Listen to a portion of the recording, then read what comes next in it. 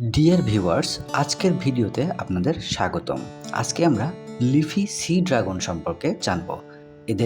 এদের পাতার মতো গঠনের জন্য রূপকথার গল্পের কোনো প্রাণীর মতো দেখায়। তো চলুন কথা না বাড়িয়ে শুরু করা যাক আজকের ভিডিও। সি ড্রাগন দেখতে অনেকটা ছোট আকৃতির। লম্বায় এরা প্রায় 14 ইঞ্চি পর্যন্ত হয়ে থাকে। এদের লম্বা পাতলা দেহ পাতার মতো পাখনায় আবৃত থাকে, যা এদের সামুদ্রিক শৈবাল এবং শ্যাওলার সাথে মিশে যেতে সাহায্য করে। এদের দেহ সাধারণত সবুজ, হলুদ এবং বাদামি বর্ণের হয়।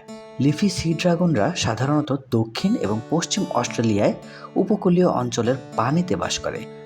এরা অগভীর শান্ত পানিতে থাকতে পছন্দ করে, যেখানে প্রচুর সামুদ্রিক শৈবাল এবং লুকানোর জন্য শ্যাওলা থাকে। এই সামুদ্রিক ড্রাগনগুলি চিংড়ির মতো ছোট ক্রাস্টাসিয়ান এবং ক্ষুদ্র প্ল্যাঙ্কটন খায়। এদের মুখের অগ্রভাগে দীর্ঘ সুরের মতো রয়েছে, যা এরা এদের খাবার চুষতে নলের মতো ব্যবহার করে। লিফি সি ড্রাগন অনেক ধীর গতির প্রাণী। এরা এমনকি কয়েক দিন পর্যন্ত একই জায়গায় থাকতে পারে। শিকারীদের হাত থেকে বাঁচতে এদের পাতার মতো শরীর এদেরকে সাহায্য করে। এরা এদের পাখনাগুলো আলতোভাবে নাড়িয়ে চলাচল করে, যে কারণে এদের দেখতে অনেকটা ভাসমান শৈবালের মতো লাগে। পুরুষ ড্রাগন ডিম বহন করে। স্ত্রীরা পুরুষের লেজে একটি বিশেষ ব্রুড প্যাচের উপর ডিম দেয় এবং সেগুলি থেকে বাচ্চা না বের হওয়া পর্যন্ত পুরুষ ড্রাগন বহন করে। লিফি সি ড্রাগন সাধারণত 7 থেকে 10 বছর পর্যন্ত বাঁচতে পারে।